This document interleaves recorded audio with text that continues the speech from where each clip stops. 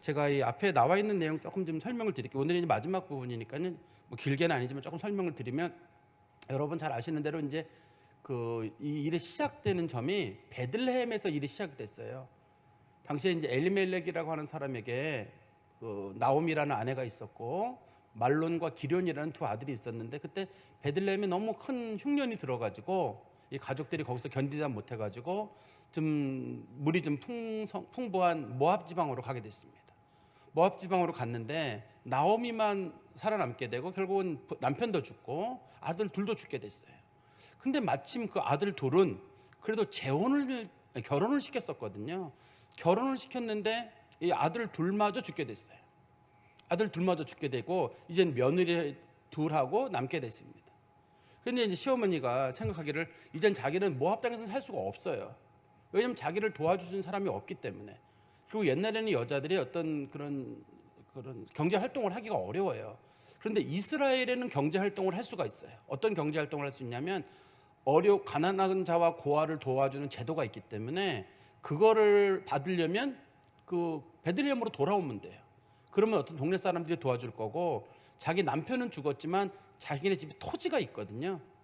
이스라엘은 토지 거래를 함부로 못하게 해놨기 때문에 남편은 죽었어도 토지가 있기 때문에 그 토지를 가지고 어떻게 하든지 뭐 팔아서든 어떻게 하든지 살 수 있는 방법이 생기기 때문에 이 나오미라는 여자가 돌아가야 되겠다. 내가 그럼 고향으로 돌아가야 되겠다. 그런데 짐이 되는 게 뭐냐면 며느리 둘이에요. 며느리 둘한테 자기가 해줄 게 없어요. 당시에는 이제 소위 계대 결혼이라고 부르고 형사 취수제라고 불러가지고 형이 죽으면 동생이 이제 형수님하고 결혼하는 일이 있게 됐는데 자식이 없잖아요. 더 이상 이제는 자식이 더 이상 없기 때문에 며느리들에게 해줄 게 없으니까 돌아가라. 근데 며느리들이 둘 다 참 좋은 며느리였는지 둘 다 안 돌아간다고 막 우는 거예요. 그래서 설명을 붙이기를 희망이 없다. 나를 따라가 봤자. 그러니까 이제 그 중에 오르바라고 하는 며느리가 네, 정말 알겠습니다. 어머니 저는 그러면 어머니께 부담 드리지 않겠습니다. 나쁜 마음으로만 볼 수는 없어요. 저는 어머니에게 부담 드리지 않고 돌아가겠습니다. 근데 그 며느리 중에 하나인 루시라고 하는 며느리가 나는 어머니랑 죽을 때까지 같이 가겠다. 어머니랑 죽을 때까지 같이 가겠다고 약속을 한 거예요. 그래서 시어머니랑 며느리가 같이 이제 가나안 땅에 돌아오게 됐는데요. 베들레헴에 돌아왔다고 뭔가 뾰족한 수가 있는 건 아닙니다. 그래도 그때 이스라엘에 서서히 농사를 질 수 있는 그런 정도의 상황이 돌아왔기 때문에 마침 그 사람들이 돌아왔을 때가 보리를 베고 있을 때였어요. 그래가지고 며느리가 집에서 누워있다가 생각해 보기를 어머니 이렇게 우리가 굶어 죽을 수는 없고 내가 나가서라도 어떻게 좀 구걸이라도 해서라도 남의 집 이삭이라도 주어서라도 먹고 살아야 되지 않겠습니까? 어머니가 나가라. 그래 가서 어떻게 하는지 우리 한번 살아보자. 그런데 며느리가 남의 집에 가가지고 이렇게 이삭을 줍다가 어느 날 우연히 엘리멜렉이라고 하는 사람의 집에 가가지고 이삭을 줍다가 루시라는 여자가 그런 부탁을 했어요. 내가 여기서 특별히 더 이삭을 좀 많이 주면 안 되겠느냐. 그랬더니만 이제 그 일을 하는 사환 중에 한 사람이 말하기를 그거는 쉽게는 안 되고 그렇게 막 배지도 않은 거 막 줍고 뺏고 이런 건 안 돼요. 왜냐하면 지금 이 룻은 모릅니다. 이거 이삭 줍는 규정을 몰라요. 남들 다 배놓고 난 다음에 나달 떨어진 것만 주어야 되는데 이 룻이 생각해 보기에는 그렇게 물고 좀 남이 버린 것 좀 줍고 덜 자른 거 자기가 가져가고 이러면 좋겠거든요. 그래서 이제 룻이 룰을 모르기 때문에 사환에게 무리한 부탁을 한 거예요. 내가 그냥 여기서 머물러 가지고 덜 배운 것도 내가 좀 가져가고 좀 보리도 좀 집어가고 이러면 안 되겠느냐 하니까 그 사환이 그건 내가 결정할 수는 없는 일이고 이 땅의 주인인 보아스라고 하는 사람이 그런 결정권이 있으니까 그러면 보아스 올 때까지 기다리자. 그래서 이제 하루 종일 기다렸어요. 보아스가 올 때까지. 이제 보아스가 와서 얘기하기를 그래 그 여자 누구냐 그랬더니 그 여자가 사실은 나오미네 집 며느리인데 모압 여자인데 사람들이 얘기를 하는 거 그 여자가 사실은 그 시어머니 얼마나 잘 섬기는지 모르고 또 모압 여인임에도 불구하고 시어머니 잘 섬긴다고 여기까지 왔고 또 하나님도 잘 섬긴다고 합니다. 그랬더니 그래 그 집 어차피 우리랑 친인척 관계에 있으니까 좀 도와주자. 그렇게 하고 이제 이 보아스가 선한 마음을 거기다 보여주고 있었어요. 근데 하나님께서 보아스의 마음속에 룻이라는 여인에 대한 연모의 마음을 좀 심어주신 것 같아요. 그래가지고 보아스가 보니까 이 사람이 일단 성품도 좋고 인격도 좋고 외모도 자기 마음에 좀 들고 그래가지고 생각하기를 뭐 좀 더 도와주고 싶은 마음이 있는 거예요. 그래서 딴 밭에 가지 말고 여기서 주어라. 그리고 볶은 곡식도 주고 또 상당히 많은 곡식도 가져갈 수 있도록 일부러 못 배워놓은 거 가져가게 하고 추수한 거 가져가게 하고 이런 식으로 얘기를 한 거예요. 그래서 그 하루는 그 룻이 주워가지고 갔는데 얼마나 많이 주워가지고 왔는지 그걸 보고 나서 시어머니가 너 이거 어디서 가져왔느냐 그랬더니 사실 제가 이만저만하게 해서 보아스의 밭에 가게 됐는데 보아스라는 사람이 이렇게 이만저만하게 했습니다 라고 하니까 시어머니가 그 사람 우리 기업 물을 자인데 그 사람이 너한테 마음도 있나 보구나. 그러면 딱 됐다. 내가 너 이렇게 혼자 늙지 않도록 내가 길을 마련하겠다. 그 시어머니가 이제 며느리 결혼을 위한 작전을 짠 거예요. 시어머니 봤을 때는 전혀 상황이 안 될 것 같긴 한데 그래도 약간의 이제 힌트가 생긴 건 뭐냐면 어떻든 지금 보아스가 했다는 그 얘기를 쭉 건너들은 거잖아요. 거기다가 선물까지 들고 왔잖아요. 지금 볶은 곡식까지 들고 왔으니까 이거 되겠다 싶어가지고 시어머니가 그러면 며느라 가서 한번 도발적인 한번 행동을 해봐라. 그게 만약에 먹히면 이거 되는 거고 만약에 그게 먹히지 않아도 우리는 잃을 게 없어요. 이 사람네들은. 그러니까 한번 해봐라. 그럼 어떻게 할까요? 밤에 가가지고 그 사람 술 먹고 누워 있으면 그 사람 바지 내리고 슬쩍 가서 기대가지고 약간 그 사람이 수치감을 주면서 한번 있어봐라. 보통 며느리들은 못한다 그럴 텐데 이 룻이 어머니 제가 한번 해볼게요. 그래서 이제 가서 그 남자 바지를 내리고 이제 슬쩍 누워 있었네요. 그럴 때면 이제 보아스가 술 먹고 술에서 깨워가지고 당신 누구냐 했더니 나 룻이다. 당신의 옷으로 나를 좀 덮어달라. 말은 은혜를 베풀어 달라는 뜻이고 결혼하자는 뜻이거든요. 그럴 때만 보아스가 하는 말이 네가 지금 나한테 한 행동이 이게 사회적으로 비난받을 행동인 걸 알고 있다. 그러나 나는 내가 비난받을 만한 여자가 아니라고 생각한다. 너의 현숙함이나 시어머니 섬기는 거나 모든 걸 봤을 때 네가 이런 행동을 하는 데는 분명한 이유가 있을 것인데 왜 했느냐. 그랬더니 룻이 하는 말이 당신이 우리의 기업을 물을 자입니다.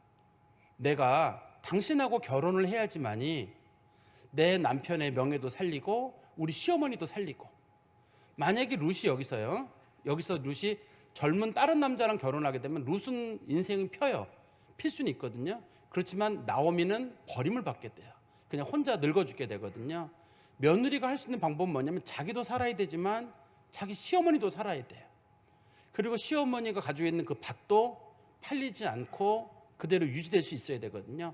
이거를 다 해결할 수 있는 방법은 당신하고 결혼하는 게 유일한 방법인 것 같아서 제가 이렇게 한 겁니다 라고 하니까 그 보아스가 하는 말이 무슨 말인지 알겠다.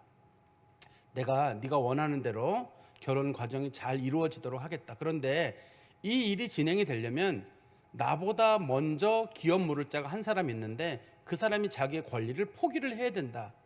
그러니 내일 아침까지만 기다려달라. 내가 내일 아침에 그 사람 만나가지고 그 사람하고 얘기를 나눠가지고 그 사람이 권리를 포기한다고 하면 내가 그러면 그 사람의 권리를 받아가지고 사람들에게 다 공포를 하고 내가 너를 내 아내로 맡겠다. 집에 가서 하루만 기다려라. 그래서 이제 룻이 집에 돌아갔어요. 근데 시어머니가 하는 말이 어떻게 됐느냐 그랬더니 이만저만하게 했는데 그 사람이 그 어머니한테 선물 하나 전해주면서 잘 될 거라고 얘기를 했대요. 근데 어머니가 하는 말이 보아스가 알아서 다 할 거다. 걱정하지 마라. 일 잘 진행될 거다. 근데 그 다음날 아침에 그 보아스가 그 법정이 열리는 성문 위에 올라가가지고 그 기업 물을 자, 성경에서는 그 기업 물을 자 이름이 아무개라고 돼 있거든요. 아무개를 부르고 그 다음에 이제 10명의 장로들을 불러가지고 얘기를 나눴습니다. 자, 아무개, 너 지금 엘리멜렉 집안에 토지 있는데 그거 물려받을래? 내가 받겠다. 대신에 그걸 물려받으려면 그 토지랑 관련돼서 말론의 아내 모압 여인도 네가 물려받아야 된다. 그리고 그 사람에서 아기를 낳게 되면 그 아기가 그 토지도 가져가게 될 것이다. 그러니까 너는 결혼만 하는 거고 토지랑 이 모든 것들은 모두 나오미에게 속할 것인데 그래도 괜찮겠느냐? 토지만 얻을 줄 알았는데 갑자기 토지도 얻지도 못하고 나오미까지 책임져야 되는 상황까지 간다고 하니까 중간에 나 못하겠다. 그럼 당신이 가져가라. 그랬더니 보아스가 그러면 내가 가져가겠다.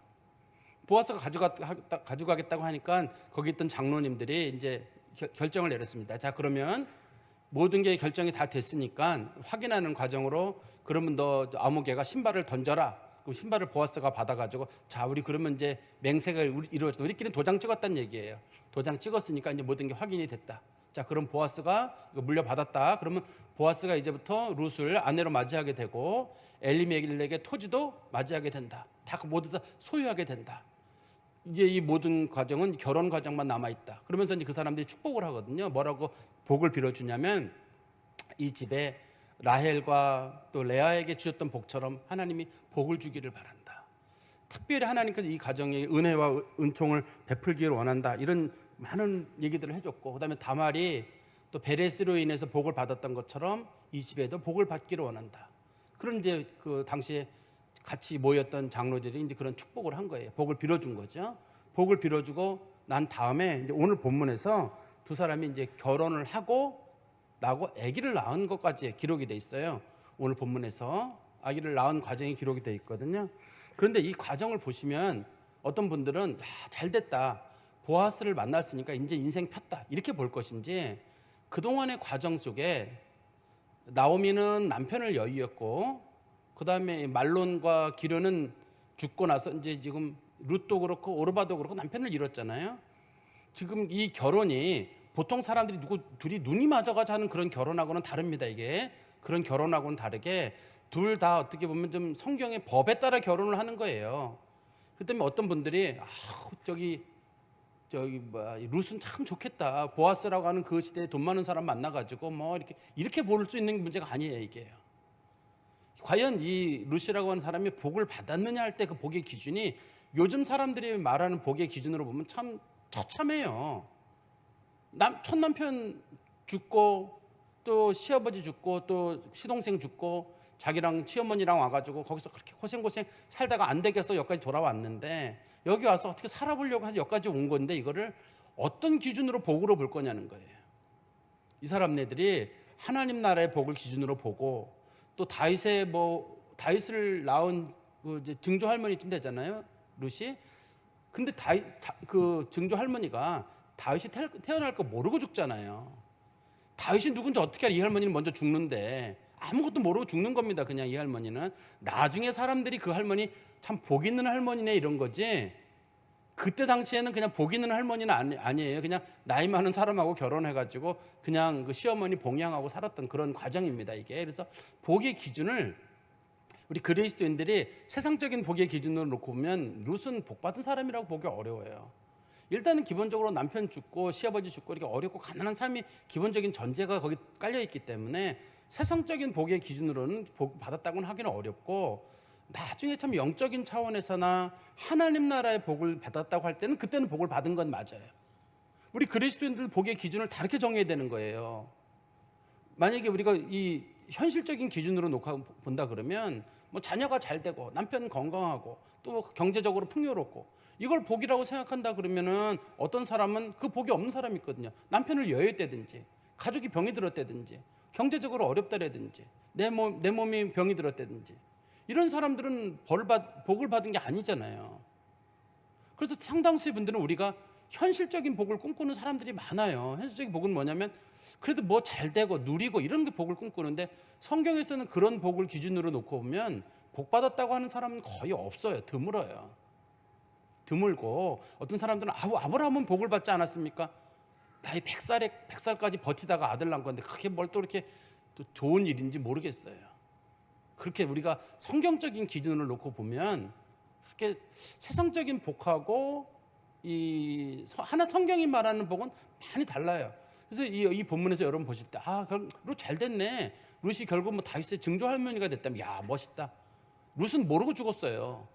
모르고 죽었는데 우리가 나중에 보니까 참 하나님이 영적인 일에 그 사람을 사용하셨구나.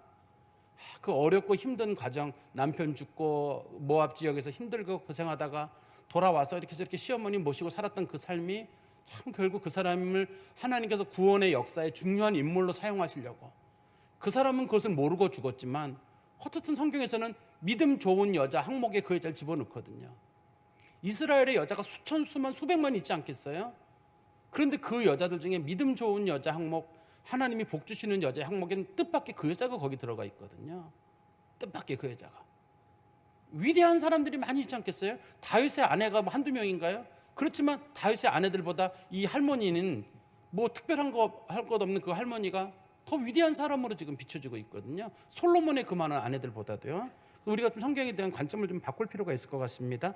우리 17 성경 말씀 13절 말씀에 보시면 이에 보아스가 룻을 맞이하여 아내로 삼고 그에게 들어갔더니 여호와께서 그에게 임신하게 하심으로 그가 아들을 낳은지라.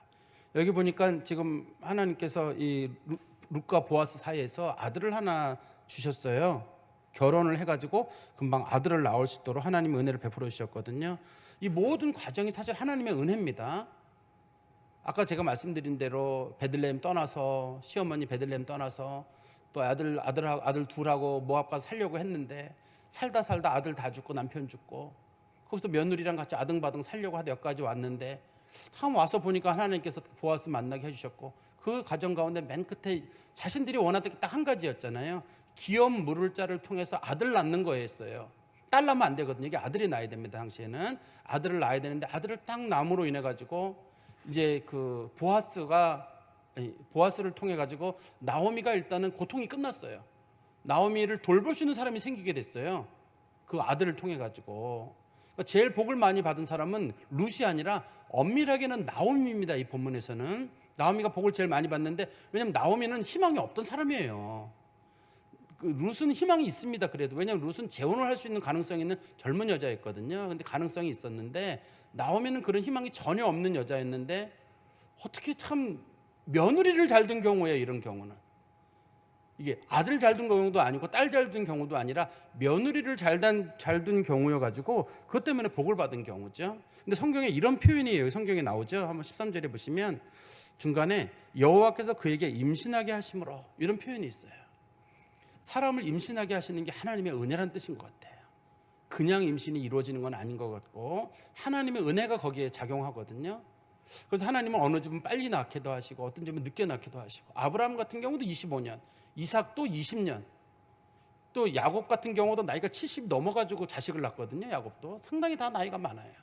근데 하나님께서 그런 과정들을 통해 가지고 하나님께서 믿음의 자녀들을 주시는 거거든요. 근데 분명한 건 자녀를 낳는 건 하나님의 은혜예요. 하나님의 은혜가 있기 때문에 최근에 제가 어저께 미국에 그런 지금 투표하잖아요. 낙태 허용하느냐는 투표를 지금 미국에서 하고 있거든요. 상당수 주들은 이미 낙태를 허용하기로 했는데 반대하는 주가 있고 경합주가 있어요. 중도주가 있는데 지금 투표 중에 있거든요. 그 투표의 결과에 따라 가지고 낙태에 찬성하는 사람이 많아지게 되면 아마 바이든이 뽑힐 거고, 낙태를 반대하는 사람이 많아지게 되면 이제 트럼프가 뽑힐 거예요. 어떻든 간에 지금 전체적인 미국 분위기로는 낙태 찬성 쪽으로 미국이 지금 가고 있는 그런 문화입니다. 낙태를 반대하는 주도 있습니다. 몇 개 반대하는 주가 있는데 대부분은 찬성 쪽으로 지금 기울어 가고 있거든요. 그래서 낙태를 찬성하는 사람들은 결국은 자신들의 법이 통과가 되게 되려면 트럼프를 떨어뜨려야 돼요. 이 사람네들이 트럼프를 떨어뜨려야지만이 낙태법이 통과가 되는 거예요. 우리나라 사람들은 나 트럼프 꼴 보기 싫어가지고 떨어졌으면 좋겠다 하는 분들이 계실 텐데 그 나라 사람들 내에서도 의견이 있을 거예요. 만약에 우리가 이거를 낙태법을 통과시키려면 트럼프가 반드시 떨어져야 돼요. 만약 트럼프가 뽑히게 되면 자기들이 투표를 다 했더라도 이게 또 이제 문제가 될 거거든요. 그래서 지금 미국 내고 투표하고 있습니다. 낙태 찬성이라는 법을 하고 있는데요. 이거 그냥 사람 생명 함부로 건드는 거 아니에요.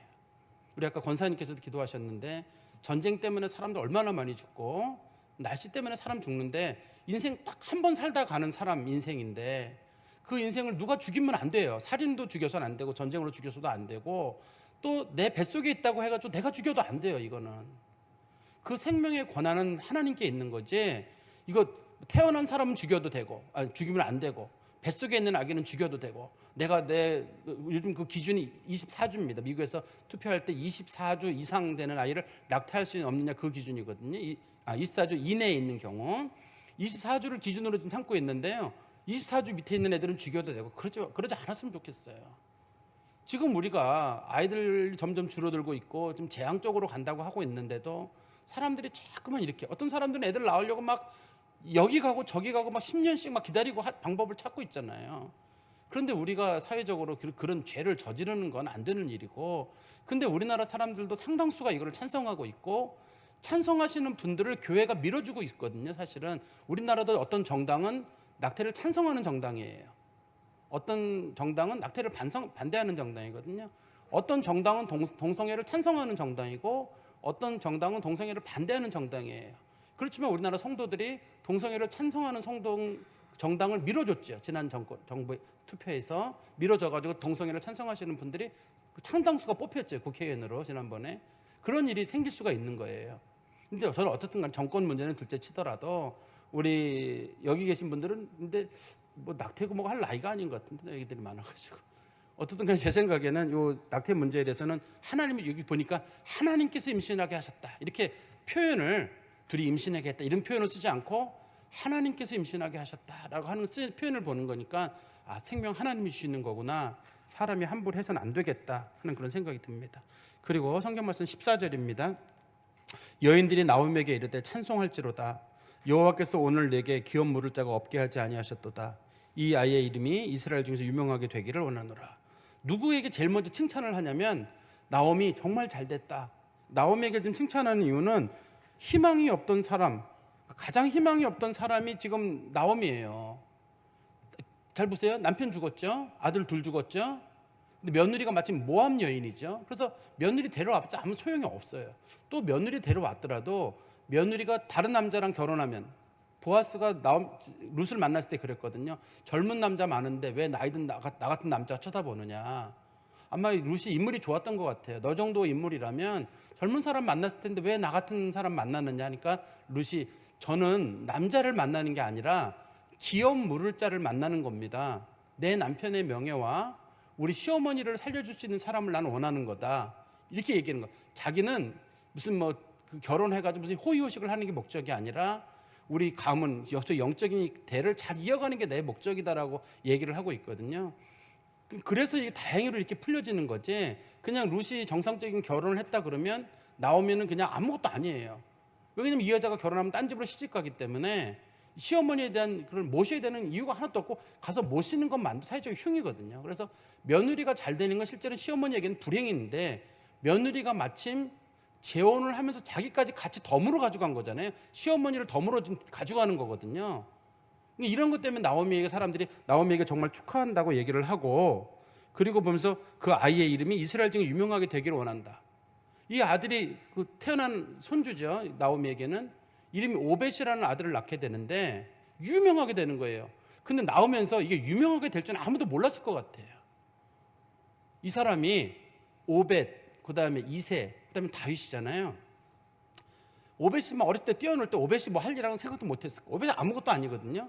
이세도 아무것도 아닙니다. 그런데 그 집안에 다윗이 태어나니까 사람들이 도대체 다윗의 아버지는 누구냐? 이세래. 이세의 아버지는 누구냐? 오벳이래. 오벳의 할머니는 누구냐? 어머니는 누구냐? 그랬더니만 룻이래. 이렇게 해서 그냥 사람들이 그럼 룻의 어머니는 누구냐? 나오미다. 이렇게 된 거예요. 돌아간 겁니다. 원래는 그냥 오벳도 유명한 사람 아니거든요. 근데 하나님께서 이 가정에 복을 내리셔서 오벳이라는 사람이랑 그 집안을 통해서 하나님께서 큰 복을 내리시게 되고 또 하나님 앞에 은혜를 누리게 되죠. 그리고 우리 성경 말씀 보십시오. 15절에 이렇게 말합니다. 이는 내 생명의 회복자이며 노년의 봉양자라. 생명 회복자란 말은 나오미가 살 가능성이 없었던 얘기예요. 누가 봐도 절망적인 경우에 있었는데 하나님께서 기막히게 널 살렸다는 거예요. 만약에 아들이 안 태어나고 딸 태어나잖아요. 그러면 또 상황이 달라져요. 딸이 태어나면 상황이 달라지거든요. 근데 첫째 아들을 낳았는데 하나님께서 참 묘한 가정 가운데 하나님께서 하셨기 때문에 생명의 회복자라고 말하고, 두 번째는 노년의 봉양자라는 말은 이 아이를 낳았는데 이 아이가 정상적으로 그 당시에 그런 소위 그 시형제 취수법 제도로 따라간다 그러면 이 아이는 그 말론의 아들이 되는 거거든요. 말론의 아들이 돼가지고 이 아이가 시어머니를 돌보게 되는 거예요. 나오미를 돌보게 되는 거거든요. 뜻은 나오미는 굶어 죽지 않게 됐어요. 이 결혼 제도를 통해 가지고 참, 그래서 사람들이 뭐라고 칭찬을 하냐면 이렇게 표현하죠. 15절 중간에 보시면 곧 너를 사랑하며 7 아들보다 귀한 내 며느리가 낳은 자로다.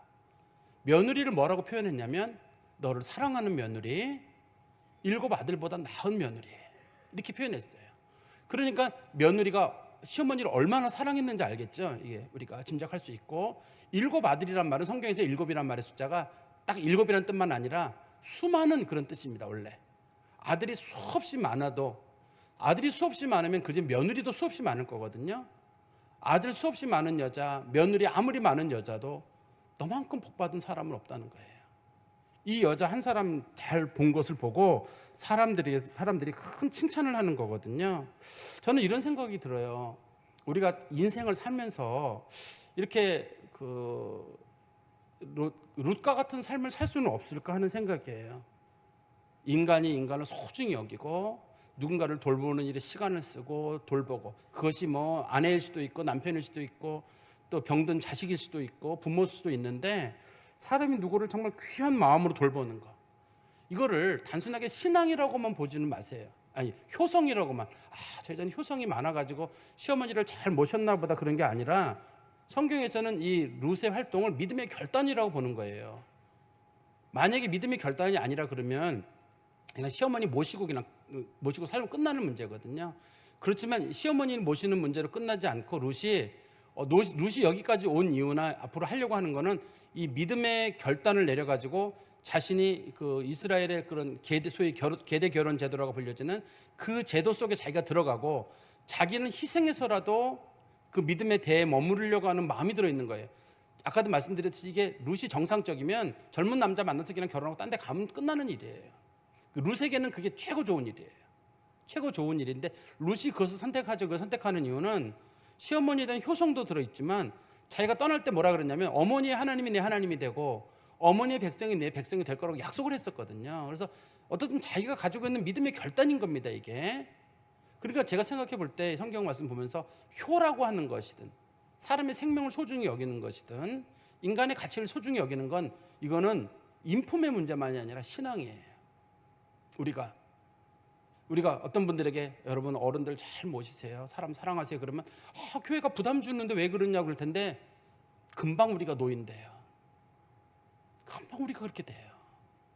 근데 어떤 분들이 요즘 애들한테 부담 주지 마세요, 어른들 삶을 꾸리세요, 젊은 사람들 여러분 인생을 즐겁게 사십시오, 노인들 애들에게 질척대지 마세요. 이렇게 못된 소리를 하는지 모르겠어요. 왜 노인들이 자녀들하고 같이 지내고 싶은 걸, 그걸 왜 질척댄다는 표현을 쓰는 건지, 노인들은 알아서 자기 인생을 꾸려나갈 준비를 하십시오, 왜 그런 소리를 하는지 모르겠어요. 우리 인간은 누구나 다 늙고 내 인생의 끝은 아무도 예상을 못해요. 어디로 갈지는 아무도 모르거든요. 그럴 때 우리가 이거 가지고 있는 이런 하나님 말씀도 중요하고 인간을 소중히 여기는 마음이잖아요. 인간을 소중히 여길 때 인간이라고 하는 보편적인 개념은 둘째치더라도 가깝게 내 가족, 내 친인척들, 이거 돌보는 문제인데 이게 기본적으로 하나님 계명에 들어있는 건데, 이거 안 지키는 사람이 무슨 말씀을 지키고 뭘 할 수 있겠어요. 성경 말씀에 주님께서 주시는 계명의 기본적인 원칙이 뭐냐면, 너는 마음과 뜻과 정성을 다해 주 너희 하나님을 사랑하라, 또 이와 같으니 내 이웃을 내 몸과 사랑하라 했는데, 그 이웃이 누구예요? 가까이 있는 사람이거든요. 가까이 있는 사람들 사랑하는 마음, 그게 하나님께서 주시는 은혜라고 우리가 성경에 믿습니다. 그리고 우리 다시 성경 말씀에 가보시면 16절에 나오미가 아기를 받아 품에 안고 그의 양육자가 되니, 이 내용상으로 보니까 이 나오미를 같이 모시고 살았던 것 같아요. 정상적이면 이제 나오미가 따로 살아야 되거든요. 그럼 이 아기만 데려가는 게 원래 원칙이에요. 그렇지만 이 며느리가 시어머니를 모시고 아기를 봐달라고 얘기를 했던 것 같아요. 노년에 복된 것 중에 한 가지가 아기 보는 것도 복된 일이에요. 얼마 동안 아기 보는 것도 복된 일인데, 아기를 보는 일을 어머니 아기 좀 어머니 봐주세요라고 맡기고, 또 어머니는 그 핑계로 그 집에 들어와서 지금 생활을 하게 되고, 그리고 17절입니다. 그의 이웃 여인들이 그에게 이름을 지어주되 나오미에게서 아들이 낳았다 하여 그 이름을 오벳이라 하였는데 그는 다윗의 아버지인 이새의 아버지였더라. 다윗이라는 이름이 탁 등장하면서 모든 상황이 역전되죠. 하나님 앞에 가장 복받은 인물, 하나님의 마음에 합한 사람은 도대체 어느 가문에서 나왔느냐예요. 다윗이 태어날 때부터 뚝 떨어질 때 나는 하나님 마음에 합한 사람입니다, 이런 게 아니잖아요. 다윗을 교육시킨 사람이 있을 거 아니에요. 다윗을 교육시킨 사람, 그 사람이 이제 아버지 어머니일 거고, 또 그의 할머니가 있을 거고. 우리가 디모데를 바울이 칭찬할 때도 내 외조모 로이스랑 그 다음에 내 어머니 유니게, 거기서 신앙 배운 거 아니냐. 당시에는 여자들이 신앙의 중심에 있었거든요. 여자들이 신앙을 가르쳤기 때문에 다윗이라는 인물이 도대체 어떻게 위대한 인물이냐 할 때 다윗의 집안 내에 그러면 다윗에게 영적인 영향을 끼친 사람, 이 할머니가 아주 젊은 할머니잖아요. 상당히 오랫동안 살았을 거라고, 이 할머니가 상당히 오래 살았는데 다윗에게 살았을 때까지 같이 살았는지 어떤지는 모릅니다만 어떤 상당히 오랫동안 살아남아서 집안 식구들의 어떤 영적인 역할에 이 할머니가 역할을 했던 거로 보여요. 오로지 신앙으로 살던 그 할머니의 역할을 통해 가지고 다윗이라는 인물이 등장을 하게 되거든요. 그런데 우리가 이 본문을 보면 하나 좀 고민스러운 게 있는데 어떤 거냐면 나오미에게서 아들이 태어났다 하고 그 이름을 오벳이라 하니라. 나오미라서 아들이 태어났다는 말하고 오벳이란 말하고 무슨 연결이 되냐? 아마 오자끼리는 연결이 돼요. 나오미의 오자랑 오벳의 오자가 연결돼 가지고 뭐 오자끼리 맞췄을래나? 근데 나오미는 이름의 뜻이 기쁨이라는 뜻이잖아요. 근데 오벳이라는 뜻은 하나님을 찬양하라는 뜻이거든요. 그러면 이게 오벳이라는 말하고 나오미라는 이름이 안 맞아요. 그리고 또 오자도 못 맞추는 게 제가 처음에 말씀드렸었는데 나오미의 본명이 노옴이에요. 히브리어로 노옴입니다. 노옴인데 영어로 사람들이 하도 나오미라고 하니까 사람들이 성경을 번역할 때 아예 나오미로 번역을 한 거예요. 히브리어 성경으로는 노옴이에요. 노옴이에요. 히브리어 이름으로는 노옴인데 사람들이 하도 왜 저도 어디 사람들이 가면 제가 이름이 신명섭인데 하도 사람들이 신명섭이라 그러면 신명섭입니다 웃으면서 이렇게 섭으로 부르셔야 괜찮습니다 이렇게 하는 것처럼 그런 거 비슷하게 그냥 사람들이 나오미면 어떻고 너오미면 어때 그냥 뭐 이런 식으로 해서 좀 나오미가 된 거예요. 실제 이름은 노옴이에요. 노옴이거든요. 그러니까 글자 이름도 맞출 것도 없어요 이 사람. 근데 사람들이 왜 나오미에게서 나왔다고 해서 이름을 오벳이라고 하느냐면 저건 하나님이 하신 일이 아니면 안 될 거란 뜻이에요. 하나님이 하셨구나. 이 오벳이라는 아이가 태어난 이런 과정은 하나님이 하신 하나님의 정말 기막힌 거예요. 이거는 하나님이 아니면 할 수 없는 일을 하셨구나 생각해서 사람들이. 근데 이름을 원래 누가 져주냐면 성경에서는 여자가 져줍니다. 이스라엘에서는 원래 여자가 져줘요.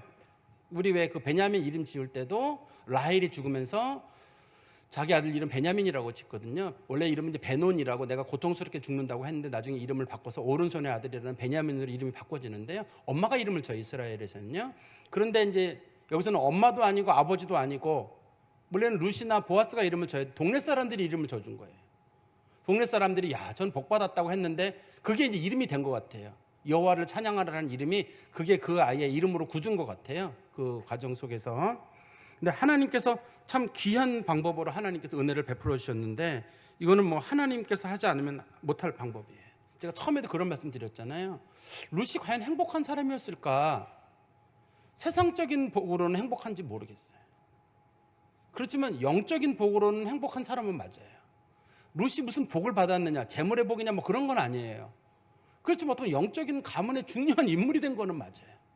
그래서 하나님께서 그 가정 가운데 복을 주시는데 하나님의 복은 참 기이한 것 같아요. 우리 성경 말씀 하나 보실까요? 그 사무엘상 2장 6절부터 8절입니다. 이게 이제 그 사무엘의 어머니 한나가 아기를 낳고 나서 사무엘을 낳고 나서 이제 지은 노래예요. 사무엘상 2장 6절 7절 8절입니다. 여호와는 죽이기도 하시고 살리기도 하시며 스올에 내리게도 하시고 거기에서 올리기도 하시는도다. 여호와는 가난하게도 하시고 부유하게도 하시며 낮추기도 하시며 높이기도 하시는도다. 가난한 자를 진토에서 일으키시며 빈궁한 자를 거름더미에서 올리사 귀족들과 함께 앉게 하시며 영광의 자리를 차지하게 하시는도다. 땅의 기둥들은 여호와의 것이라 여호와께서 그 세계를 그것들 위에 푸셨도다. 하나님께서 낮추시기도 하시고 높이기도 하시고. 근데 사실 그 사무엘의 어머니 한나 같은 경우는 자식을 오랫동안 못 낳아가지고 사람들에게 늘 이렇게 부끄러운 그런 위치에 있었어요. 남편은 얘기하기를 당신 하나만 내가 사랑하면 되지 않느냐. 그런데 그 한나의 마음에는 당신 하나만 가지고는 안 되겠는 거예요. 자식이 있어야 되겠는데 사람이 자꾸 놀리는 느낌이 들어가지고 그래가지고 하나님 앞에 간절히 매달렸는데 어느 날 하나님께서 아들을 주셨는데 그걸 보고 나서 주시는 게 하나님이시구나. 나를 그동안 낮추셨는데 이렇게 높이신 분이 하나님이시구나. 어떻든 세상의 모든 질서는 하나님이 하시는 거군요 하고 이제 한나가 고백했던 거죠. 그러니까 우리가 하나님을 사모하는 사람들은 하나님께서 모든 걸 하신다는 마음을 가지고 하나님을 의지하는 사람들일 거예요. 하나님이 하신다라는 마음을 가지고 포기하지 않고 갖는 거예요. 우리 그 마태복음 5장 3절에 보면은 심령이 가난한 자는 복이 있다는 말 있잖아요. 원래 심령이 가난한 자는 복이 있다는 말은 세상에 의지할 것이 하나님밖에 없는 사람이란 뜻이에요. 주변에 사람도 없고 돈도 없고 뭐 아무것도 없어가지고 하나님밖에 의지할 수 없는 사람이 있거든요. 그 상태까지 하나님이 내려놓으시는데, 그런데 사람이 아무것도 없는 순간에 가면 그때는 누가 보이냐면 하나님만 보이거든요. 천국이 보여요. 그래서 그 사람들이 누리는 복이 따로 있어요. 그거는 뭔가를 붙잡을 게 있는 사람들은 그 복을 모르고 붙잡을 게 없는 사람만 누리는 복이 따로 있어요. 또 우리가 성경에 보면은 온유한 자는 복이 있다는 말 있잖아요. 성경에서 원래 온유하다는 말은 그 시편 37편에 나와 있는 말씀을 이용한 거거든요. 그 온유하다는 말의 원래 뜻은 성격이 부드럽다 그런 거라기보다는 모든 것을 하나님께 맡기고 마음의 여유를 갖는다는 뜻이에요. 자기의 원수가 나를 괴롭히든 내가 아주 절망적인 상황에 있든 내가 어떤 행동을 취하지 않고 하나님을 믿고 모든 걸 맡기는 상태, 그걸 성경에서는 그 온유한 자라고 부릅니다. 시편 37편에서는 온유한 자라고 부르는데, 온유한 자들은 그래서 절대 원망하지도 않고 따지지도 않아요. 하나님 하신다는 마음을 가지고 살아가는 사람들인데, 그런 사람들이 믿음의 사람이라고 우리가 볼 수 있을 것 같아요. 그리고 좀 시간이 지났습니다만 우리 다시 성경 말씀 룻기 4장 18절에 가보시면, 베레스의 계보는 이러하니라. 베레스는 헤스론을 낳고 헤스론은 람을 낳고 람은 아미나답을 낳고 아미나답은 나손을 낳고 나손은 살몬을 낳고 살몬은 보아스를 낳고 보아스는 오벳을 낳고 오벳은 이새를 낳고 이새는 다윗을 낳았더라. 사실 이 족보에서 아브라함과 다윗에서 이름은 대단한 건데 갑자기 말도 안 되게 베레스라고 하는 사람이 족보의 중심으로 등장했거든요. 사실 뭐 베레스가 그렇게 중요한 인물은 아니, 성경에 보면 베레스가 중요한 인물은 아니잖아요. 베레스가 뭐 우리 기억할 때 베레스가 한 게 뭐 있어요? 아무것도 없어요. 근데 베레스라는 인물이 여기 왜 등장하냐면 이방 구원의 문을 여는 성경의 첫 번째 케이스 중에 한 사람이어서 그래요. 이 사람이. 왜냐면 베레스가 누구냐면 유다와 다말 사이에서 태어난 아들이거든요. 다말이 가나안 여인이에요. 가나안 여인인데 유다 지파는 이스라엘의 가장 중요한 지파잖아요. 가장 중요한 지파의 그 중요한 인물이 유다로부터 시작되거든요. 근데 유다가 자식을 낳게 되는데 그 아들이 베레스인데 그 베레스가 가나안 여인으로부터 낳는 거예요. 그리고 그 집안 내에 또 누가 태어나게 되냐면 중간에 보시면 20절에 나손은 살몬을 낳고 살몬은 보아스를 낳고, 나손이 살몬을 낳았고 살몬이 보아스를 낳았는데 나손이 살몬 낳고 살몬이 보아스를 낳는 요 시기가 성경에서는 이스라엘 백성들이 출애굽을 끝날 때쯤이에요. 살몬이 누구랑 결혼하게 되냐면 라합하고 결혼을 합니다. 라합하고 여리고성이 무너질 때 살몬이 라합하고 결혼하거든요. 그래서 이 집안 족보 내에 또 라합이 들어있는 거예요. 라합은 그 여부수 족속 사람이에요. 이방 족속입니다. 하나님이 반드시 멸하라고 한 사람이에요. 그 사람하고 결혼했는데 그 집안 사이에서 누가 태어나면 보아스가 태어난 거예요. 그러니까 보아스가 이방 여자에 대해서 크게 부정적이지가 않아요. 자기 어머니가 원래 이방 여자였기 때문에. 그리고 성경에 다시 가보시면 또 보아스는 오벳을 낳았다. 누구랑 사이에서 낳냐면 룻과 사이에서 낳았어요. 룻도 원래 모압 족속이기 때문에 하나님께서는 이스라엘에게 뭐라 그랬냐면 너희들은 그 모압 족속 사람들은 그 절대 이스라엘의 그 총회에 들어오지 못하게 해라. 모압 사람하고는 상종하지 말라고 했거든요. 근데 상종하지 말라고 한 그 여자가 이스라엘 족보에 들어온 거예요. 하나님은 이걸 통해 가지고 이스라엘 백성만 구원하시는 하나님이 아니라 이방 백성들을 구원하시는 하나님의 구원 계획과 선교 계획을 여기다 넣어놓으신 거예요. 하나님은 이스라엘 사람 구원하시는 분 아니에요. 유대인 구원하시는 분 아닙니다. 하나님은 유대인이나 이방인이나 상관없이 차별 없이 하나님은 누구라도 구원하시는 분이시거든요. 그리고 이 사건이 자기 할머니가 룻이라는 사건, 모압 여인이라는 사건이 다윗에게 중요하게 정치적으로 작용할 때가 한 번 있습니다. 우리 성경 말씀 하나만 이거 읽어보고 좀 맞춰야 될 것 같은데요. 성경 말씀 한번 보세요. 사무엘상 22장 한번 1절 말씀 보세요. 사무엘상 21장 1절부터 4절까지 말씀 보겠습니다. 22장 1절부터 4절에 보시면, 그러므로 다윗이 그곳을 떠나 아둘람 굴로 도망하매 그의 형제와 아버지의 온 집이 듣고 그리로 내려가서 그에게 이르렀고 환난당한 모든 자와 빚진 모든 자와 마음이 원통한 자가 다 그에게로 모였고 그는 그들의 우두머리가 되었는데 그와 함께한 자가 400명 가량이었더라. 다윗이 거기서 모압 미스베로 가서 모압 왕에게 이르되 하나님이 나를 왜 어떻게 하실는지 내가 알기까지 나의 부모가 나와서 당신들과 함께 있기에 하기를 청하나이다 하고 부모를 인도하여 모압 왕 앞에 나아갔더니 그들은 다윗이 요새에 있을 동안에 모압 왕과 함께 있었더라. 여기 보면 다윗하고 사실 이스라엘 모압하고는 좋은 그런 관계나 그런 게 없었습니다. 원칙적으로는 없었는데 다윗이 아둘람 굴로 갔을 때가 다윗의 인생 가운데 가장 비참할 때예요. 그 사울 왕 때문에 살 길이 없을 때거든요. 이때 다윗이 가장 비참할 때 어디로 가냐면 자기네 증조 할머니 룻의 고향으로 가는 거예요. 룻의 고향으로 가서 그 동네 사람들에게 사실은 저는 모압 사람과 반은 모압 사람입니다 라고 얘기를 하니까 아, 당신이 완전히 그 유다나 이스라엘 사람이 아니라 반은 우리 사람이네 하고 우리 사람을 품어준다는 마음으로 당시 품어주게 되면 사울 왕이 공격을 할 수 있거든요. 그럼에도 불구하고 이 모압 왕이 그 미스베가 다른 말로 미스바거든요. 거기서 좀 살 수 있도록. 근데 숫자도 조금만이 데려온 게 아니라 400명이라는 사람을 데려왔거든요. 400명이라는 사람을 데려왔는데도 살 수 있도록. 그러니까 다윗이 어려울 때 다윗이 이겨나는 이유 중에 한 가지가 자기 그 증조 할머니 룻의 이름을 팔아가지고 이겼다고 많은 분들이 보거든요. 이것도 다윗의 인생 가운데 하나님이 역사하셨던 모습이 아닌가 싶습니다. 제가 말씀을 정리해서 말씀드리면 하나님은 왜 이 룻기를 기록하게 하셨을까요? 룻이라고 한 여인의 어떤 뭐 특별한 삶을 얘기하려고 하는 거 그거보다는 하나님은 이 말씀을 통해 가지고 다윗과 관련된 메시아 사건을 설명하는 게 목적일 거예요. 다윗 얘기를 하려고 하는데 하나님이 가장 사랑하는 다윗 그 후손을 통해서 메시아가 오게 되는데 하나님은 메시아를 통해서 구원의 역사를 이루는데 그 구원 역사를 이루는 여인 중에 이 룻이라는 여인이 들어있는 거거든요.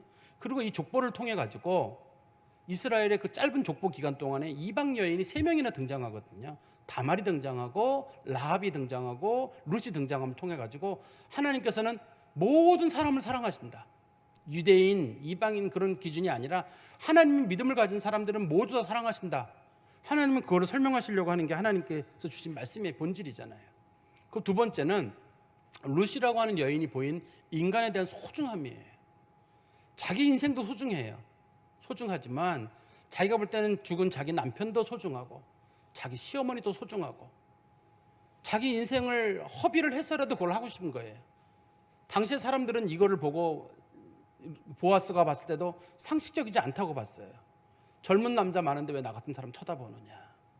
근데 얘기하기를 이게 기업 물을 자가 당신이기 때문에 이 일을 통해서만 우리가 살 수 있으니까요. 시어머니가 살 수 있으니까 내가 이 방법을 택한 겁니다라고 하거든요. 성경은 이거를 단순하게 효성으로 보지 않고 믿음으로 보거든요.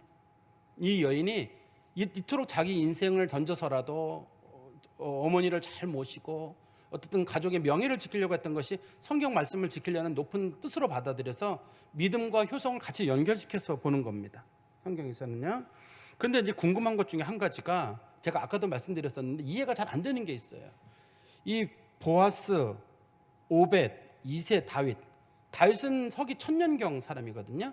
서기 1000년경 사람이라서 이스라엘이 출애굽하고 나서 400년이 그러니까 가나안 땅에 들어가고 400년이 지난 후의 인물이에요. 다윗이. 그러면 나이를 쭉 뒤로 더해봐도 보아스를 1100년쯤의 인물로 봅니다. 일반적으로요. 1100년쯤의 인물로 보는데 문제는 보아스의 아버지 살몬이 출애굽 시대 라합하고 결혼했잖아요. 라합은 이스라엘 백성들이 여리고에서 첫 번째 그 만난 사람이 라합이잖아요. 그럼 그때는 기원전 1406년이라고 하거든요. 1406년인데 왜 이 그 보아스는 그러면 1100년 사람인데 그러면 도대체 이 보아스가 그러면 이 나이만 더한다 그러면 이때 보아스 나이가 한 300살은 돼야 되거든요. 얼추 300살은 돼야 되는데 이 300살은 좀 너무 과하지 않을까요? 제가 이 얘기 왜 말씀드리냐면 최근에 이제 어떤 목사님들하고 얘기를 나누다 보니까 그분들이 그러는 거예요. 성경 역사를 6000년으로 계산하시면서 성경에 나와 있는 인물들의 나이를 쭉 더해 보니까 이 뭐 보아스랑 뭐 이런 나이 딱 더해 보니까 자기가 볼 때는 한 6000년이 맞겠다 그러는데 그렇게 추정하는 거는 옳지 않고요. 여러 가지 방법을 써서 6천 년이든 뭐 조금 더 연도를 쓰든 간에 그러는데 6천 년이란 연도는 좀 조심스럽고 성경에서는 빠진 인물이 있든지 성경에는 우리가 이해하지 못하는 어떤 숫자가 있을 거로 보이거든요. 이게 그렇게 봐야지. 왜냐하면 살몬과 라합이 금방 애를 낳았거든요. 당시에 살몬도 나이가 40살이 가까이 됐기 때문에 살몬이 당시에 이스라엘 유다의 지도자입니다. 지도자이기 때문에 나이가 40 가까이 됐을 거거든요. 그럼 그때 라합하고 결혼을 해서 아들을 낳았으면 그 보아스가 이때 당시에 나이가 한 300살은 돼야 되기 때문에 이게 연도는 잘 안 맞아요. 중간에 누가 껴있을 수도 있고, 누가 중간에 족보가 빠졌을 수도 있고, 또 하나님께서 설명하지 못하는 살몬이 결혼은 했지만 늦게 나왔을 수도 있고, 여러 가지 이유가 있을 거거든요. 우리가 풀지 못하는 내용은 있습니다만 단순하게 성경에 나와 있는 연도를 쭉 더해가지고 연도가 몇 년도다 뭐 이렇게 어떤 분들은 말하기를 천지 창조가 이루어진 날이 4300 몇 년 10월 며칠 뭐 이렇게 얘기하시는 분도 계시더라고요. 딱 연도를 딱 정해가지고 천지 창조가 만들어진 날은 그건 좀 제가 볼 때 과하지 않을까. 하나님이 만드신 건 분명하고 세상의 역사는 그렇게 오래되지 않았습니다. 성경에 봤을 때 인간 창조나 세계 창조 역사는 생각보다 짧거든요. 짧은데 그렇더라도 너무 단순하게 연도를 막 더하거나 하는 그런 부분은 좀 조심스럽게 우리가 봐야 되지 않을까 하는 생각이 듭니다. 이 말씀 가운데 은혜가 있기를 간절히 소망합니다. 기도하겠습니다. 하나님 아버지, 주님 은혜 감사합니다. 저희들이 매 순간 믿음으로 결단한다는 것이 얼마나 어려운지요. 쉬워 보이지만 믿음으로 결단하는 것은 많은 피해를, 손해를 봐야 될 때도 있습니다.